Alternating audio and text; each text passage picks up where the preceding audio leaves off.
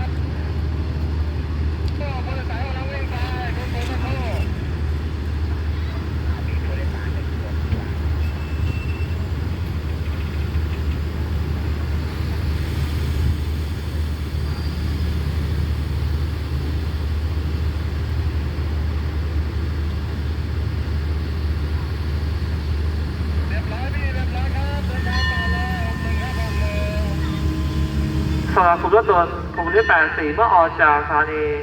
บ้านโป่งไปแล้วจะหยุดรับส่งผู้โดยสารที่สถานีนครปฐมสถานีสารยา